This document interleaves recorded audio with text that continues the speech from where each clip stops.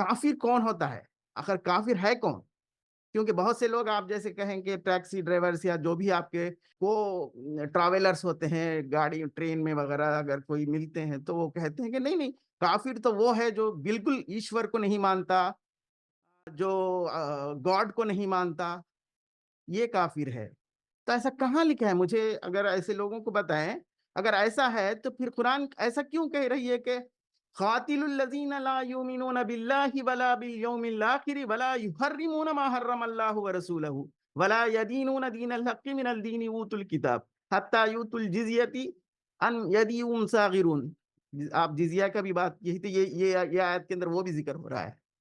आपके आसपास के काफिरों से, यानी आपके आसपास के लोग जो यौम आखिरत को नहीं मानते, यानी आप मैं मुझे ये बताइए कि कौन से काफिर मुशरिक हैं जो यौम आखिरत पर ईमान लाते हैं और यौम आखिरत पर नहीं लाते, अल्लाह को, अल्लाह के ऊपर ला युमिनूना बिल्लाहि, अल्लाह को नहीं मानते, ये यौम कौन आखिरत पे नहीं मानते। ये कौन सी आयत है? मैं इसको भी एक बारी खोल लेता ये हूँ। ये वही सूरह तौबा की 29 है। तो यहाँ पर पढ़ते हैं, fight those who do not believe in Allah and the last day nor comply with what Allah and his messenger have forbidden nor embrace the religion of truth from among those who were given the scripture until they pay the tax, willingly submit, fully humbled। Hindi में भी अल्लाह को पढ़ना ना पड़ा। माने, अल्लाह को नहीं मानने वाले और यौम आखिरत पर ईमान नहीं लाने वाले और अल्लाह और इसके रसूल जो हराम करार दिए हैं उसको नहीं मानने वाले। अब ठीक है। मुझे बताइए कि कौन से काफिर और कौन से मुशरिफ अल्लाह को मानते हैं, कौन यौम आखिरत पर मानते हैं, कौन अल्लाह और उसके रसूल जो चीजों को हराम करार दिया उसको मानते हैं, उसको फॉलो करते हैं। तो फिर इन लोगों से जंग करने की बात, एक्चुअली ट्रांसलेटर्स बोलते हैं कि जंग करो, लेकिन अरबी की आयत बोलती है कि खातिलुल लजीना। खातिलुल लजीना के माने क्या होते हैं सर? कत्ल, कत्ल करो। कत्ल करो। लेकिन कोई भी ऐसा ट्रांसलेशन आपको नहीं मिलेगा कौन सी भी भाषा में कि उसको कत्ल लिख सके। इसके पास इतना दिलियर है ही नहीं। तो यहाँ पर किल आना चाहिए था, हाँ, और स्लॉटर और हाँ, समथिंग ऐसा कुछ आना। स्लैटर या किल आना चाहिए, लेकिन इतनी इनके पास ये जो ट्रांसलेटर्स हैं इनके पास इतनी सकत है ही नहीं कि ये इसकी कुरान की आयतों को इसी तरह से उसी तरह उसकी बता दें। ट्रांसलेशन करें। और अरबी में जो है उसको बदल सकते नहीं, हाँ, हिंदी बदल नहीं और सकते। इंग्लिश में हाँ, ट्विस्ट कर देते हैं। अच्छा, हाँ। ऐसा है। अगर हम जंग भी ले लें जी। तो जो इन चीजों को नहीं मानते उनके साथ क्यों जंग करना है जंग भाई? करना है, हाँ क्यों क्यों बिल्कुल। जंग करना है इनके साथ? हम्म, मतलब जो ईमान नहीं लाता, जो अल्लाह के नहीं मानता, जो मोहम्मद को रसूल नहीं मानता, उनसे जंग करो। ठीक। और यानी आगे जनरल आगे का स्टेटमेंट क्या मतलब है ये कि ji. Those who were given the scripture until they pay their tax which is हाँ, probably जिजिया, jizya। जो जिजिया, हाँ, जब तक इनके साथ जंग करो आप, जब तक ये आपको जिजिया देकर आपके सामने झुक कर ना जिए। जिजिया देना मतलब आप उनको, willingly submitting। हाँ, fully सबमिटिंग humbled। नहीं है, गुलाम बनकर रहे। अच्छा। विलिंगली सबमिटिंग नहीं है उसके एक्चुअली। ये विलिंगली सबमिटिंग अलग ही माने होता है। आप उनके सामने कमजोर बनकर उनके गुलाम बनकर रहें। Fully humbled.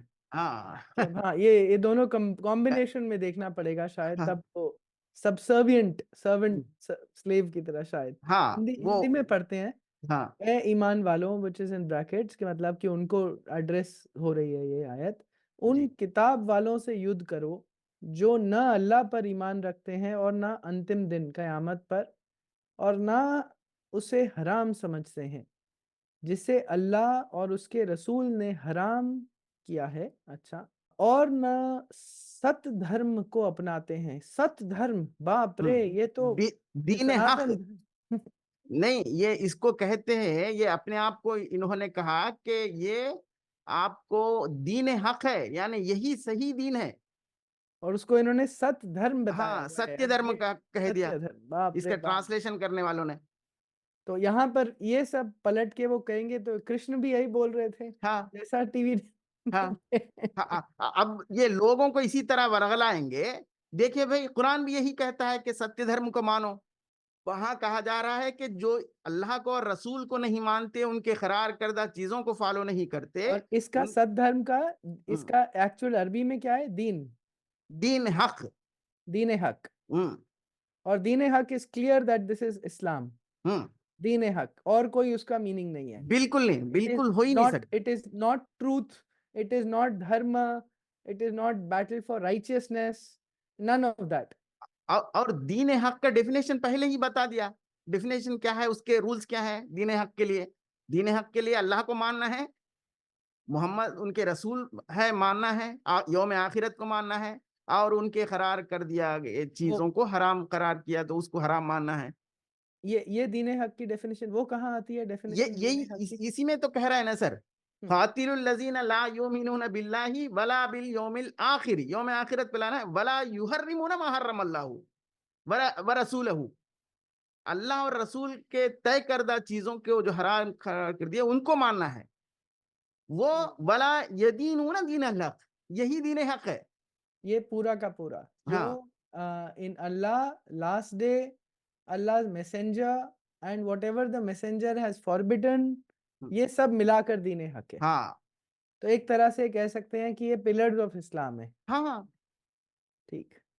तो फिर आप मुझे बताइए, ये जो इस तरह की बातें करते हैं कि नहीं वो जो ईश्वर को नहीं मानते, जो गॉड को नहीं मानते वो काफिर है, तो फिर ये क्यों कहा जा रहा है कि ये है इसके इसके क्राइटेरिया हाँ, क्राइटेरिया ये बता दिया, जो अल्लाह पर ईमान, जो लाना ना है? अल्लाह पर ना अल्लाह पर ईमान रखते हैं, हाँ ना अंतिम दिन कयामत, ना उसे हराम समझते हैं जो बताया गया है जो हराम है, हम्म, जिसे अल्लाह उसके रसूल ने हराम वर्जित किया है। हाँ, हाँ जो रसूल ने वर्जित किया है उसको, उस पर ईमान नहीं रखते।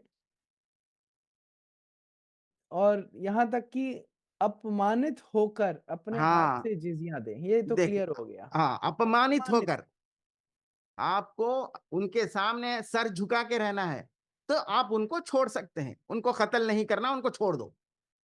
तब कोई कोई ऐसे जो तर्क लाते हैं कि नहीं ईश्वर को मानने वाला, अरे ईश्वर को मानने वाले, गॉड को मानने वाले तुम्हारे कुरान, आपके कुरान के अंदर कहाँ है ईश्वर, कहाँ है गॉड?